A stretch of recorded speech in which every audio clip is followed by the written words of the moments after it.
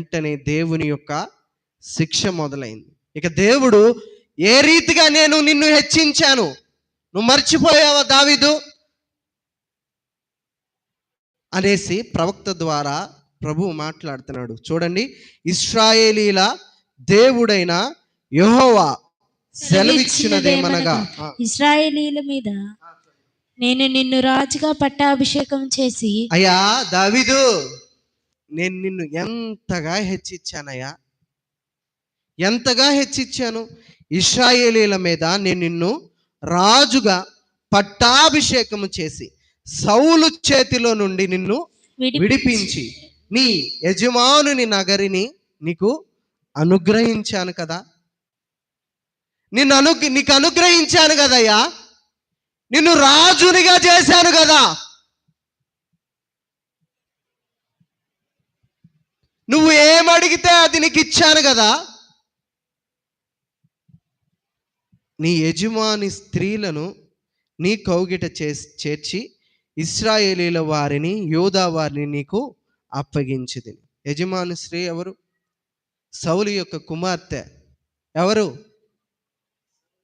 సౌలు కుమార్తెని దావీదుకి భార్యగా చేయలేదా దేవుడు? చేశాడు. అంతటి సౌభాగ్యమైన స్థితిని నీకు ఇచ్చానే, ఇది చాలదని నీవు అనుకొనిన ఎడల నేను మరీ ఎక్కువగా నీకిచ్చి ఉందును.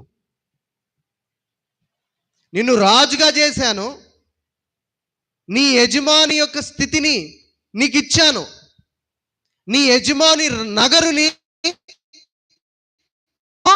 అనుగ్రహించాను. రెండవదిగా ఏంటంటే, యజమానుని కూతుర్ని కూడా నేను నీకు అప్పగించాను. ఇది చాలని నీవు అనుకొని ఉంటే, నువ్వు అడగటం కాదు, నీ హృదయంలో ప్రభువా నాకు ఈ హెచ్చింపు చాలదు అని నీ హృదయంలో నువ్వు అడగటం కాదు నన్ను, ఇది నాకు చాలదు ఈ హెచ్చింపు, ఈ ఆశీర్వాదం చాలదని నీవు నీ హృదయంలో కేవలం ఒక తలంపు నువ్వు అనుకొని ఉంటే సరిపోయేది. మరీ ఎక్కువగా నేను నీకు ఇచ్చే వాడను. నీవు ఇలాంటి పరిస్థితిని నీవు మరిచిపోయి నువ్వేం చేసావు దావీదు? నీవు యెహోవా మాటను తృణీకరించి ఆయన దృష్టికి చెడుతనము చేసితివేమి అని అడుగుతున్నాడు ప్రవక్త. దేవుని మాట ద్వారా, దేవుని మాట ద్వారా దేవుడి యొక్క ఆత్మ ప్రవక్త మీదకి వచ్చి మాట్లాడుతుంది ఈ రీతిగా. యెహోవా సెలవిచ్చినదేమనగా, దావీదు, ఇశ్రాయేలీల మీద నేను నిన్ను రాజుగా పట్టాభిషేకం చేశాను, సౌలు చేతిలో నుండి నిన్ను విడిపించి నీ యజమాని నగరిని నీకు అనుగ్రహించాను. ఎన్ని చేశాడు కార్యాలు? ఎక్కడ వాడు దావీదు?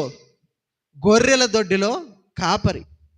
అలాంటి పరిస్థితిని తీసుకొచ్చి, అలాంటి వాడిని తీసుకొచ్చి ఏ రీతిగా హెచ్చించాడు? ఇశ్రాయేలీల మీద రాజుగా నియమించాడు. రెండవదిగా సౌలు చేతిలో నుంచి విడిపించాడు. సౌలు యొక్క కుమార్తెని దావీదుకి అప్పగించాడు. ఇలాంటివి నీకు, ఇలా గొప్ప కార్యాలు చేస్తే సరే, ఇవి నీకు సరిపోలేదనుకో, నీ హృదయంలో ఇవి నాకు సరిపోలేదని అనుకుంటే మరీ ఎక్కువగా నేను నీకు చేసేవాడిని. కానీ నువ్వేం చేసావు? నీ మాట, నీ కోరిక నీవు దక్కించుకోవడానికి, నీ కోరిక, నీ యొక్క శరీర కోరిక నీవు తీర్చుకోవడానికి యెహోవా మాట నీవు తృణీకరించావు. దేవుడంటే నీకు భయం లేదు. దేవుడంటే నీకు, దేవుడన్న మాట అంటే నీకు భయం లేదు. దేవుడు ఆజ్ఞలంటే భయం లేదు దావీదు నీకు. ఈరోజు దుఃఖిస్తున్నాడు దేవుడు. హృదయానుసారుడైన దావీదును బట్టి ఏ రీతిగా దుఃఖించాడు. నిన్ను నన్ను బట్టి, మన యొక్క లోపాలను బట్టి ప్రభు దుఃఖిస్తూ ఉన్నాడు. జాగ్రత్త. దావీదే తప్పిపోయాడండి దేవుని మార్గాలు విడిచి. అంత భక్తి చేసే దావీదు. మనమే పాటి వారం. మనల్ని మనం పరిశీలన చేసుకోవాలి.